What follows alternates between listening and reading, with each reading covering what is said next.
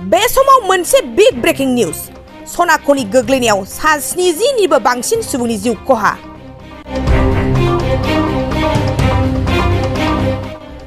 खैला टानेलनि उनाव सनाख'नियाव गिख्रंथाव जाथाय।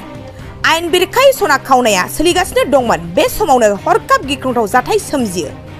बे गिख्रंथाव जाथायाव सा 70 निबो बांसिन सुबुंफोरा जिउ खहा जादों होननानै सुलुंनिफ्राय मिथिनो मोननाय जायो। रैखाथि हानजाया बे समाव अपारेशनखौ सोलिगासिनो थानायखौबो मिथिनो मोननाय जादों। मिथिनो मोननाय बायदिब्ला थैनाय सुबुंनि अनजिमाया बांनो हागौ।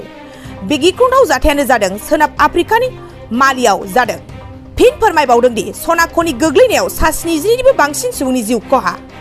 खैला टानेलनि उनाव सनाख'निया गिख्रंथाव जाथाय। आयेन बेरेखायै सना खावनाया सोलिगासिनो दंमोन।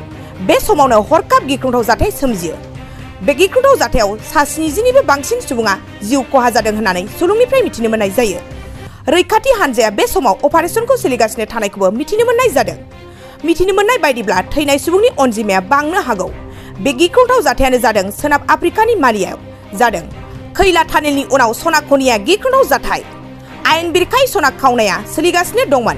बे समावनो हरखाब गिख्रंथाव जाथाय सोमजियो।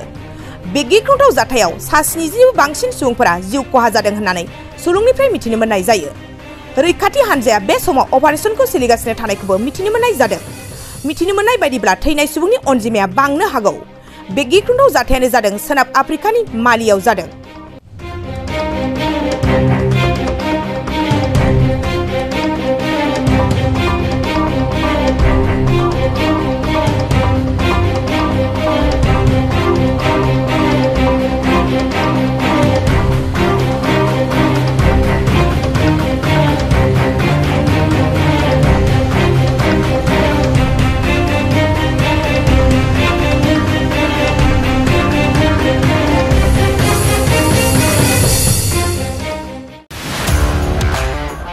सेरफांगुरि बाजार श'रुमा माग बिहु दामाका अफार लाबोदों।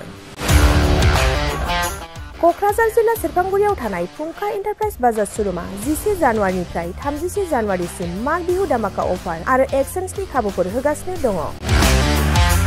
नोंथांमोना सेरफांगुरियाव थानाय फुंखा एन्टारप्राइज बाजार श'रुमाव खुंफुंजानाय माग बिहु दामाका अफार एक्सचेन्जआव फैनानै नोंथांनि लुबैनाय बाजाजनि बाइकखौ लांफैनो हागोन। बाजाजनि बाइक सालायनो मोजां मोनग्रा रायजो राजाफोरनो फुंखा एन्टारप्राइज बाजार श'रुमा लोगोसे मोजां अफारफोरबो लाबोदों। बेफोरनो जाबाय 90% लन, गंनै हेलमेट फ्रि, केस होनानै बाइक बायगिरिफोरनो 1000 रां केसबेक हरफिननाय जागोन आरो माग बिहु दामाका अफार एक्सचेन्जजों लोगोसे बाइक बायगिरिफोरनो गांसे ब्लेंकेट फ्रि हरफानाय जागोन। फुंखा एन्टारप्राइज बाजार श'रुमा आरो मोजां खाबुबो होबावदों। 500 रां होग्रोनानै गोसोबायदि बाइकखौ आवग्रिना दोननो हागोन आरो गासै गारिजों लोगोसे मोनफा मोनफायै इस्युट गिफ्ट हरफानाय जागोन। आबुङै मिथिबावनो थाखाय 8135872656 आरो 9101547892 जानबुं नम्बराव खौरां लाहरनो हागोन।